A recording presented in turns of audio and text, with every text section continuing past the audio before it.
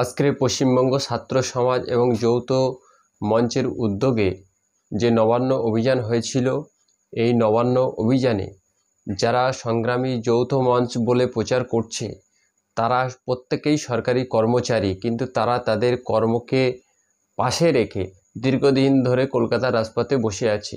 এর মধ্যে একটি বড় অংশের মানুষ হলো স্কুলের শিক্ষক, যারা স্কুলে শিক্ষা দান না করে ভিক্ষার জন্য কলকাতার রাজপথে বসে আছে।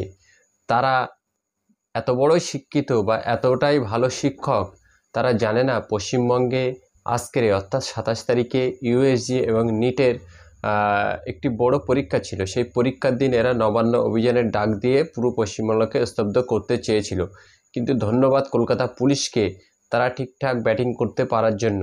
অপরদিকে পশ্চিমবঙ্গের ছাত্র সমাজ, যে ছাত্র সমাজের নাম ইতিপূর্বে কোনোদিন শোনা যায়নি, পুলিশ অলরেডি গতকাল ঘোষণা করে দিয়েছিল এরকম সংগঠন পশ্চিমবঙ্গে নেই, অতএব তাদেরকে কোনো নবান্ন অভিযানে পারমিশন দেওয়ার প্রশ্নই ওঠে না।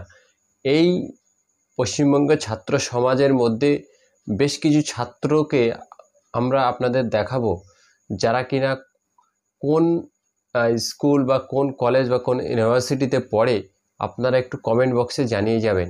এরা যদি এখন পশ্চিমবঙ্গের ছাত্র হয়, তাহলে যারা এই মুহূর্তে বিভিন্ন কলেজে পড়ছে তারা কি এই ছাত্রদের বাবা বা মা হতে পারে? আপনাদের প্রথমে ভিডিওটি দেখার পরে আপনারা আপনাদের মতামত কমেন্ট বক্সে জানাবেন, এবং পশ্চিমবঙ্গের ছাত্র সমাজ নামক বিজেপির যে বি টিম, সেটাকে উৎখাত করার জন্য আপনারা সর্বতোভাবে বাংলা এবং বাঙালিপ্রেমী মানুষরা একত্রিত হয়ে শান্ত বাংলাকে যারা অশান্ত করতে চাইছে তাদেরকে উচিত শিক্ষা দিয়ে দেবেন।